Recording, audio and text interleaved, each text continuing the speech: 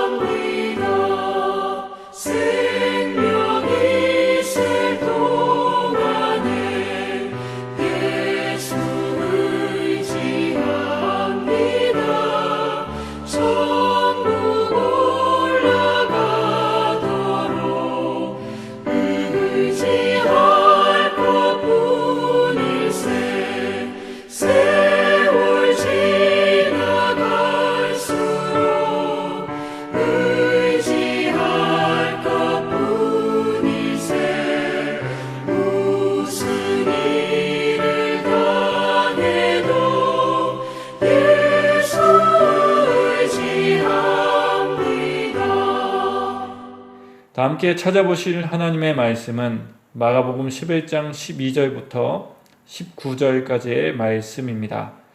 마가복음 11장 12절에서 19절까지의 말씀 다 찾으신 줄 알고 받들어 봉독하겠습니다. 이튿날 그들이 베다니에서 나왔을 때에 예수께서 시장하신지라 멀리서 잎사귀 있는 한 무화과 나무를 보시고 혹 그 나무에 무엇이 있을까 하여 가셨더니 가서 보신즉 잎사귀 외에 아무것도 없더라. 이는 무화과의 때가 아님이라. 예수께서 나무에게 말씀하여 이르시되 이제부터 영원토록 사람이 내게서 열매를 따먹지 못하리라 하시니 제자들이 이를 듣더라. 그들이 예루살렘에 들어가니라. 예수께서 성전에 들어가사 성전 안에서 매매하는 자들을 내쫓으시며 돈 바꾸는 자들의 상과 비둘기 파는 자들의 의자를 둘러 엎으시며 아무나 물건을 가지고 성전 안으로 지나다님을 허락하지 아니하시고 이에 가르쳐 이르시되 기록된 바 내 집은 만민이 기도하는 집이라 칭함을 받으리라고 하지 아니하였느냐. 너희는 강도의 소굴을 만들었도다 하시매 대제사장들과 서기관들이 듣고 예수를 어떻게 죽일까 하고 꾀하니 이는 무리가 다 그의 교훈을 놀랍게 여김으로 그를 두려워 하밀려라. 그리고 날이 저물매 그들이 성 밖으로 나가더라. 아멘. 오늘 말씀을 보면 예수님이 너무하시다는 생각을 하게 됩니다. 왜냐하면 열매를 맺는 시기가 아닌 때에 열매를 맺지 않았다고 무화과 나무를 저주하셨기 때문입니다. 이 모습을 보며 우리는 당혹감을 감출 수 없습니다. 그동안 알았고 믿었던 예수님의 모습과 다른 모습이기 때문입니다. 매우 속 좁은 분처럼 보이기 때문입니다. 하지만 예수님은 순간 치밀어 오는 짜증 때문에 이런 행동을 하신 것이 아닙니다. 중동엔 가보지 않았지만 주석을 보면 중동의 무화과 나무는 2가지 열매를 맺는다고 합니다. 그리고 무화과가 열리기 전 봄에 나뭇잎이 나기 시작하면 가지에 꽤 괜찮은 작은 혹이 생긴다고 합니다. 그런 사람들이 지나가면서 이 혹을 따 먹었다고 합니다. 그런데요, 나뭇잎을 내기 시작하는 무화과 나무에 이 맛 좋은 혹이 없으면 뭔가 단단히 잘못된 것이라고 합니다. 멀리서 보면 나뭇잎이 있어 아무 문제가 없어 보이지만 혹이 없다는 것은 나무가 속병에 걸렸다는 것을 나타내 보이는 증거이기 때문입니다. 곧 겉만 번지르하고 속은 썩어 버린 것입니다. 그렇습니다. 지금 예수님은 이렇게 행동하시며 나무의 상태를 밝히시고 계신 것입니다. 그리고 여기서 흥미로운 점은 이 사건 바로 다음에 성전 정화 사건이 기록되어 있다는 것입니다. 그리고 성전 정화 사건 다음에 또다시 무화과 나무에 대한 이야기가 나옵니다. 이것은 무화과 나무 사건과 성전 정화 사건 사이에 연관성이 있다는 것을 보여줍니다. 하나의 연결된 스토리로 보여집니다. 그렇다면 2가지 사건을 통해서 우리에게 말씀하시고자 하신 것이 무엇이었을까요? 예수님은 지금 겉만 번지르하고 속이 썩어 열매를 맺지 못한 그 무화과 나무가 바로 당시 성전과 같다는 것을 보여주신 것입니다. 성도 여러분, 요세푸스라는 역사가의 기록을 보면 당시 한 해 유월절 기간에 예루살렘에서 거래되고 희생제물로 바쳐진 어린 양이 무려 25만 5천 마리나 되었다고 쓰여져 있습니다. 기록을 통해서 당시 상황을 상상해 보면 예루살렘 성전은 매우 많은 사람들이 출입하는 성스러운 곳으로 보여졌을 것입니다. 그러나 예수님은 지금 무화과 나무 사건을 통해서 당시 성전이 그렇지 않다는 것을 보여주셨습니다. 실제로 당시 예루살렘 성전은 온전한 믿음에서 멀어진 상태이었습니다. 제사장들은 상인들과 결탁해서 자신들의 배를 채우고 있었습니다. 상인들에게 어린 양을 팔게 해주는 권리를 주는 대신 상당한 대가를 받았습니다. 비둘기를 팔고 돈을 환전하는 것도 마찬가지입니다. 그리고 상인들은 그 돈을 바치기 위해서 희생제물의 가격을 더 높게 측정하여 팔았습니다. 이렇게 예루살렘 성전은 오염되었습니다. 결국 모든 피해는 예배를 드리러 오는 사람들이 받게 되었습니다. 그래서 오늘 말씀 17절에 보시면 예수님께서 이렇게 말씀하신 것을 보게 됩니다. 기록된 바 내 집은 만민이 기도하는 집이라 칭함을 받으리라고 하지 아니하였느냐. 너희는 강도의 소굴을 만들었도다 하시매. 그렇습니다. 겉으로는 성전이었습니다. 겉으로는 경건하게 예배 드리는 곳이었습니다. 수많은 사람들이 찾아와 어린 양의 제물을 드리는 곳이었습니다. 그러나 성전에 들어가 보면 그것은 성전이 아니었습니다. 욕심과 편법과 불의가 가득한 곳, 썩은 내가 나는 곳이었습니다. 말씀대로 겉보기엔 성전이었으나 안으로는 강도의 소굴이었습니다.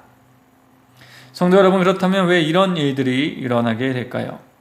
무화과 나무 사건을 통해서 성전정화 사건을 생각해 볼 때 우리는 이런 일이 일어나는 이유가 열매와 연결되어 있음을 생각하게 됩니다. 그렇다면 당시 성전이 그렇게 된 것은 열매를 맺지 못하였기 때문일까요? 아닙니다. 이런 일이 일어나는 이유는 열매가 없어서가 아니라 오히려 열매가 지나치게 강조되었기 때문입니다. 성도 여러분, 왜 예루살렘 성전에 그런 행위가 가능했을까요? 그게 문제인 것을 몰랐을까요? 그것이 정말 하나님이 원하시는 것이라 여겼을까요? 아마도 그들은 알았을 것입니다. 그것이 잘못된 것임을 분명히 느꼈을 것입니다. 그러나 그들은 그것을 넘겨버렸습니다. 왜 그랬을까요? 다양한 이유가 있겠지만 그 중에 하나가 제사만 드리면 된다 라고 생각했기 때문이 아니었을까요? 그렇게 믿었기 때문이 아니었을까요? 그들에게는 신앙의 열매가 예루살렘 성전에 올라와서 제물을 드리는 그것이 아니었을까요? 또한 그 열매를 강조했기 때문에 불의한 것을 보면서도 오로지 제사만 드리면 된다는 생각을 하면서 그렇게 제사 드리고 나간 것은 아닐까요? 성도 여러분, 이것이 바로 율법주의 신앙이라 말할 수 있습니다. 그리고 이 말씀 앞에 우리는 우리의 신앙을 또 우리의 믿음을 다시 바라보게 되어집니다. 우리는 지나치게 열매 맺는 것에만 몰두해서 종교적 행위를 하는 것에만 마음을 쏟고 있는 것은 아닌가? 물론 그것이 중요하지 않다는 것은 아닙니다. 그러나 그것으로 인하여 행위와 마음이 따로 구분되는 율법주의적 신앙으로 나아가는 것은 아닐까요? 종교적 행위는 하지만 사랑의 마음이 없는, 또한 종교적 행위를 하지만 하나님에 대한 신뢰와 믿음이 없는 그런 모습이 우리에게 있는 것은 아닌지 우리는 조심해야 합니다. 그렇다면 우리는 지나치게 열매 맺는 것에만 빠지지 않기 위해서 무엇을 해야 할까요? 오늘 무화과 나무를 보시며 하신 예수님의 모습에서 그 방법을 찾게 됩니다. 성도 여러분, 지금 예수님은 무화과 나무에 열매가 없음에 탄식하고 계십니다. 그러나 단지 열매가 보이지 않았기 때문일까요? 아닙니다. 지금 예수님은 무화과 나무가 제 기능을 하지 못하고 있기 때문에 탄식하신 것입니다. 곧 예수님은 열매에 집중하신 것이 아니라 나무에 집중하고 계신 것입니다. 하나님이 그 나무를 무화과로 심으셨는데 그 나무가 그것을 잊어버리고 열매를 맺지 않은 것입니다.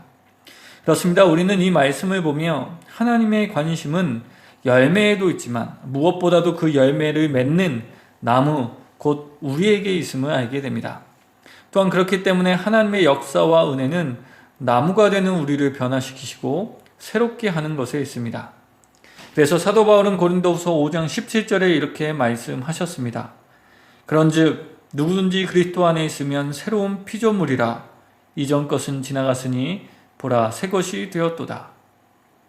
그렇습니다. 성도 여러분, 하나님은 예수님을 통하여 우리를 변화시켜 주셨습니다. 열매를 맺을 수 있도록, 아름다운 열매, 건강한 열매를 맺을 수 있도록 우리의 속사람을 새롭게 하여 주셨습니다. 그러므로 성도 여러분, 이 말씀을 기억하며 결과론적에 치우친 열매 맺음보다 나를 새롭게 하신 주님을 바라보며 살아가는 우리가 되기를 원합니다. 나를 나무로 세워주시 그 하나님을 기억하며 살아가는 우리가 되기를 원합니다. 종교적 행위에 집중하는 것에 자유하게 되는 우리가 되기를 소망합니다. 또한 그렇다고 하여 너무 수동적으로 신앙생활하지 않게 되기를 또한 소망합니다. 말씀을 기억하며 나의 삶과 나의 결정과 나의 행위가 무엇으로부터 시작되고 있는지 되돌아보기를 소망합니다. 되돌아볼 때에 그것이 주님의 은혜와 사랑과 복음이 되기를 소망합니다. 또한 복음의 은혜를 묵상하며 그것이 오늘의 삶을 인도하고 오늘 내리는 결정에 중요한 부분을 차지하게 되기를 소망합니다. 특별히 그렇게 될 수 있도록 우리를 도우시는 하나님의 손을 기억하기를 소망합니다. 기억하며 그 도우심으로 인하여 오늘을 살아갈 때에 아름다운 열매를 맺게 되어질 것입니다.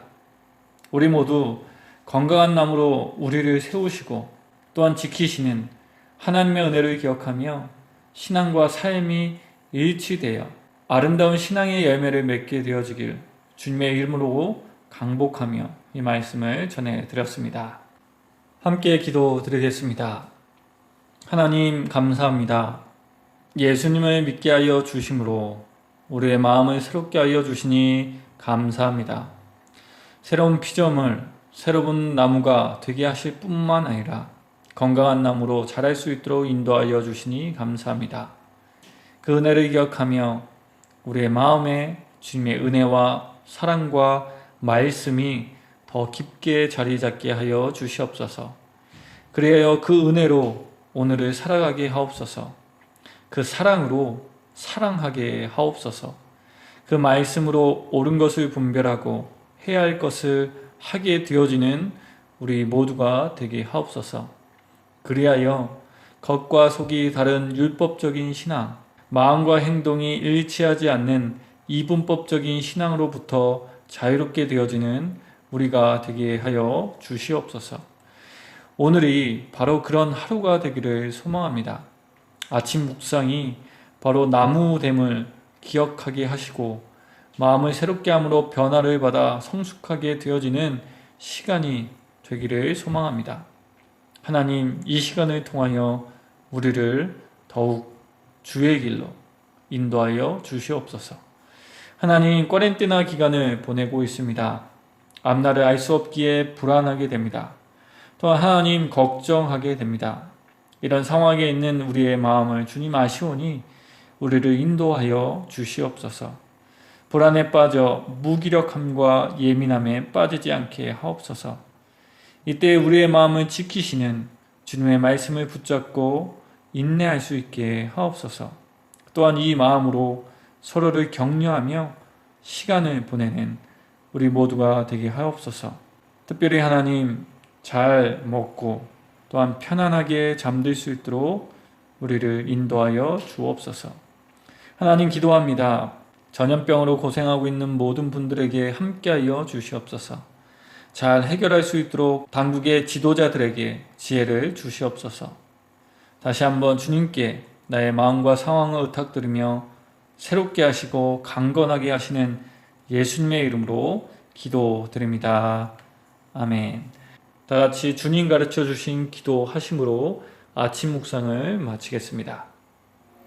하늘에 계신 우리 아버지, 아버지의 이름을 거룩하게 하시며 아버지의 나라가 오게 하시며 아버지의 뜻이 하늘에서와 같이 땅에서도 이루어지게 하소서. 오늘 우리에게 일용할 양식을 주시고 우리가 우리에게 잘못한 사람을 용서하여 준 것 같이 우리 죄를 용서하여 주시고 우리를 시험에 빠지지 않게 하시고 악에서 구하소서. 나라와 권능과 영광이 영원히 아버지의 것입니다. 아멘.